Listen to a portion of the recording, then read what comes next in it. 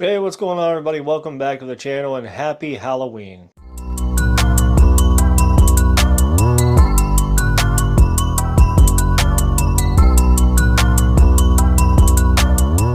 In today's video, we're going to be talking about the 1978 classic Halloween. Of course. What other movie will we be talking about on this day? We're going to be going over why I believe Halloween has stood the test of time at being the best Halloween movie ever created. Let's start this video off by talking about the director himself, John Carpenter. I'm not sure about you guys, but John Carpenter is one of my favorite directors of all time. This man is responsible for so many timeless classics, including They Live, The Prince of Darkness, Big Trouble in Little China, The Thing, Halloween, and I can go on and on. Halloween was John Carpenter's third movie.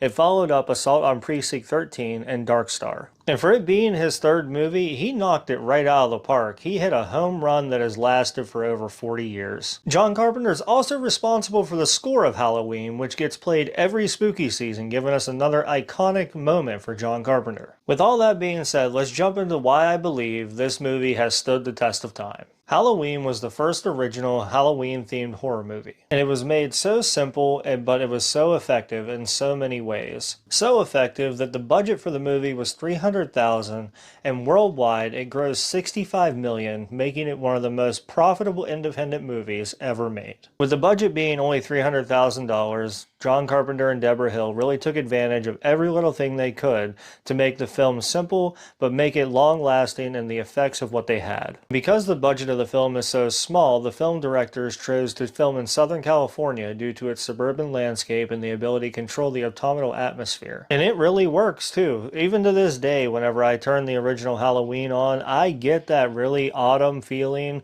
that like eerie Halloween spooky season feeling every single time. I could watch this movie 50 times. I've probably watched it more than 50 times at this point. And every single time I turn it on, I get that Halloween spooky time feeling. This film is also responsible for launching the career of one of the greatest actresses of our modern era. The original Halloween is responsible for launching the career of Jamie Lee Curtis, who is the daughter of Janet Leigh from Psycho. Jamie Lee Curtis would go on after Halloween to play in two more iconic horror movies, The Fog, which is also another John Carpenter movie, and Prom Night from 1980. I guess you could say that John Carpenter is responsible for giving us our modern era Scream Queen. But I think the acting in this movie has a lot to do with why it is so successful. I think Jamie Lee Curtis and her friends, though that her friends are pretty ditzy, I guess I should say, in the movie, they do play their roles right, and Jamie Lee Curtis is just the standout star throughout everything here. I could go on and on and on about Jamie Lee Curtis and how much I adore the movies that she's made and how much I love the fact that she played so well in Halloween. But maybe I'll do that in a different video. Maybe I'll go over all her horror movies and talk about them on a separate occasion. Now let's talk about Mr. Michael Myers here. Michael Myers, the Shape, the Halloween icon, the slasher killer from Haddonfield. There's so many different names this man has gotten over the years, and so many different costumes people have created, so many different people have played him over the years, so many different things have happened to him in the movies. This man is a slasher legend. The original role of the Shape is credited to Nick Castle, though there are several people through the movie that have no credit role that have played Michael Myers through the original Halloween. Dick Warlock took over for certain physical roles that had to do with Michael Myers in the movie, as well as the hand scene in the beginning of the movie where he's reaching to grab the butcher knife and he goes upstairs and stabs his sister a few times. It's been said that that arm is Deborah Hill, the co-director and co-producer of the movie, and it's been said that even John Carpenter himself jumped into the outfit to play the Shape at a certain point. And must we not forget Will Sandon, who played the young Michael Myers at the beginning of the original Halloween, that creates this whole entire presence of what we know today. I also believe that it has to do with a lot of the pacing and the atmosphere. It has a deliberate way of just using the shadows and the darkness to create a sense of unease for you as you're watching it. It doesn't just jump right into it like a normal horror movie would. It doesn't throw a bunch of blood and gore into your face. Not a lot of violence. It's just effective jump scares, just simple pacing, simple story writing, and it all leads up to just a massive plot twist at the end of the movie. I remember the first time I watched Halloween. I was in my teens, and I remember the ending so well.